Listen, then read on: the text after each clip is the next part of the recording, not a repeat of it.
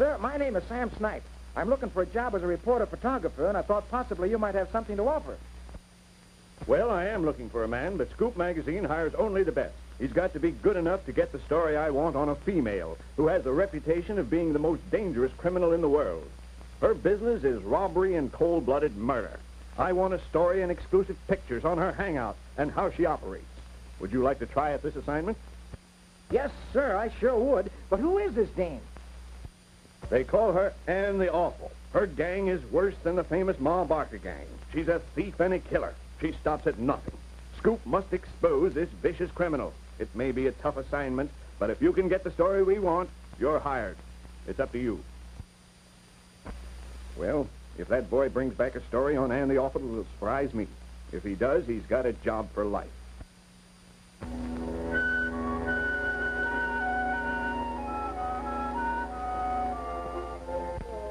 Ann the Awful.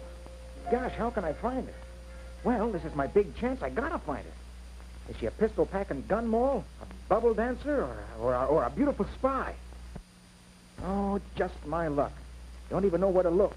And what does he think I am, anyway, a detective? I'll have to keep my eyes open and not miss a lead. Hey, what's this? She's dangerous. Get her before she gets you. An awfulese mosquito spreads malaria. Say, I wonder if that could be Ann the Awful. Could a little mosquito be that dangerous? Yeah, sounds like a screwy idea, but I can't afford to pass up a lead. Good morning, sir. I'm Sam Snipe from Scoop magazine. Scoop magazine, huh? What can I do for you? Well, I'm out to get a story on the most dangerous female in the world. She's known as Ann the Awful, and she's a murderess.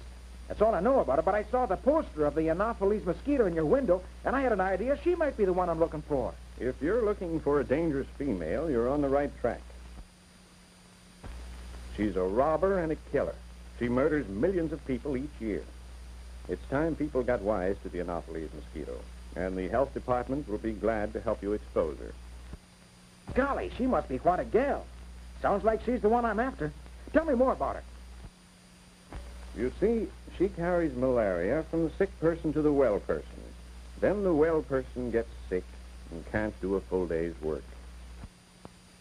Farms and factories don't produce, and people lose money. The farmer who has malaria may want to work, but can't. The malaria germs the Anopheles mosquito gives him destroy his blood and keep him weak and run down. Hey, this mosquito must be Ann the Awful. Can you give me the dope on her? Yes, but I prefer that Mr. Bradford, our expert on insects, give you the information. Mr. Bradford, this is Sam Snipe, a reporter from Scoop magazine. He wants a good story on the Anopheles mosquito. Will you give him some assistance? Sure, Sam. I'll be glad to help you. Bring your camera and let's go. Why be going into the country, Mr. Bradford? I thought most gangs operated in the city. Oh, but Ann and her gang are different. Sometimes they operate in the city, but most frequently they commit their crimes in the country, within 1 mile of their birthplace.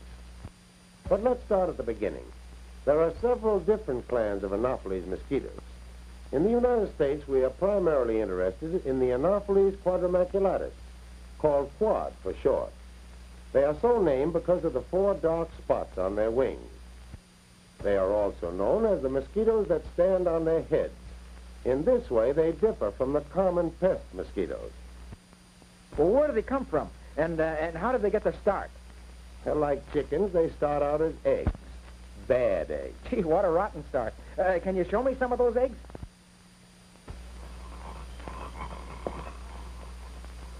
This is just the kind of place Ann likes to lay her eggs. No old rain barrels or tin cans for her. Other mosquitoes like these, but not Ann. She prefers a pond of quiet water with plants growing in it and lots of floatage to feed and protect her young as they develop. The mother mosquito lays her eggs on the water surface one at a time. Groups of these eggs may form patterns on top of the water. If we look at these eggs under a magnifying glass, we see the floats along the side that hold the eggs on the surface. After about 2 days, the eggs hatch, and out of the tips pop little larvae, commonly known as wiggletails. We'll dip for some of these larvae and take a good look at them. Looking at the malaria mosquito wiggler from above, we see the short breathing tube near the tail, the feathery hairs on its tail and along the sides of its body, and the brushes like a mustache on its face. When we look at the mosquito larvae from the side, we see that the malaria mosquito wiggler floats just underneath the water surface. Wiggle tails of common mosquitoes that don't carry malaria lie at an angle beneath the water surface and have a long breathing tube through which they take in air. When this little fella gets hungry, it turns its head and uses its mustache to brush the food into its mouth. It feeds on tiny plants and animals until it gets too big for its britches. Then out it pops. It would cost a lot to keep this young'un in clothes, since it outgrows its suit 3 times in about 1 week. Many wiggletails are killed by fish and insects. Those that escape turn into tumblers, which scientists call pupae. Tumblers don't eat, but they get air through their breathing trumpets. They detect light through their eye spots and can swim away from their enemies by means of the paddles on their tails. After 2 days, the full-grown mosquito struggles out of the tumbler shell and leaves her home in the water. When Anne emerges, her legs are shaky and her wings are wet. So she stands around on the water until she dries and then flies away. Anne's childhood days are short. In about 2 weeks, she has grown from a tiny egg through the stage of being a larvae, then a pupae, to an adult mosquito, ready to begin her career of crime. Well, is it the only the female Anopheles that's considered dangerous? It takes both to raise a family, but only the female can transmit disease. Well, that's strange. Why?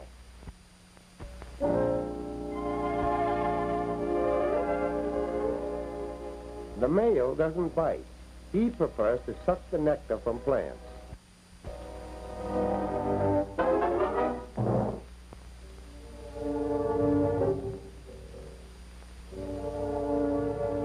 But the female, she's bloodthirsty. Then it's the female you have to be on guard against. Uh-huh. Well, how do you tell the difference? Well, the female has simple antennae or feelers, while the antennae of the male are quite bushy. But you don't have to worry about recognizing the male. He won't bother you. Uh-huh. And it's dangerous because she gives people malaria. But how does she do it? This is tied up with her family life, so let's go on with the story. Mating occurs within a few hours after the adult mosquitoes emerge. Males may be seen at dusk swarming around a bush, mound, or haystack until the females appear. Every year is leap year for them. Anne flies into the middle of the swarm and grabs herself a male, and away they fly together. Time passes, and Anne craves blood. Anne is developing eggs, and before they can mature, she must have a blood meal. She has her choice of cattle, horses, or people. People who are careless enough to let her get them. Her choice of time for attack is during dusky hours or dark. Here's just what she's looking for. A house with a torn screen. It's an easy way for Anne to enter.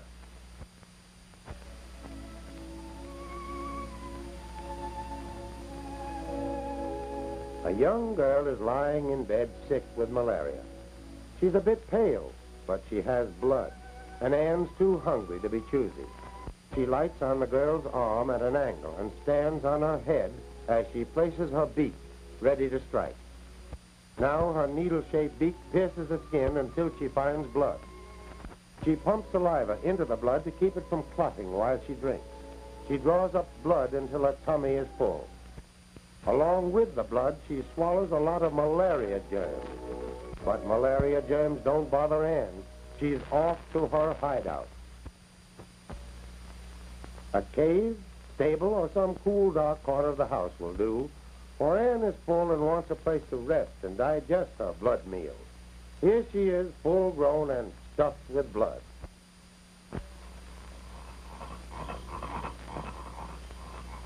After resting, Anne lays her eggs in just such a spot as this, and goes out again in the evening in search of more blood.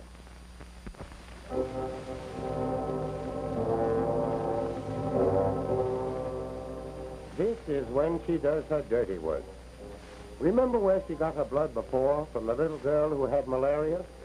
Inside of Anne, the malaria germs she drank with the blood have not been digested, but have been growing and multiplying. By now, they have worked their way into her saliva. Farmer Jones and his family are resting after a hard day's work. They're all healthy now, but foolish to be sitting out in the evening, exposing themselves to the Anopheles mosquito. They won't stay healthy long with Anne around. She's got what it takes to make them sick.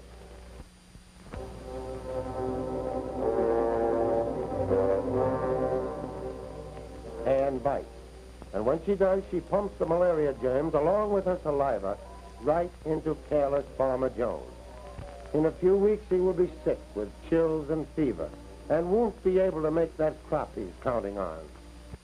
So Anne goes on, carrying malaria from the sick to the well. Gee, that Ann is some gal. I'd sure hate to run into her on a dark night. But wait till I write my story for Scoop magazine. I'll expose her dirty tricks. I'll warn people about her. Boss, I got a great story. And wait till you see the pictures I took. I got that Ann the Awful covered from every angle. I got her in her hideouts, action shots of her doing dirty work. Okay. Calm down and write it up. If it's good enough, we'll use it. I just got to tell people about how she multiplies in pools and ponds and spreads malaria.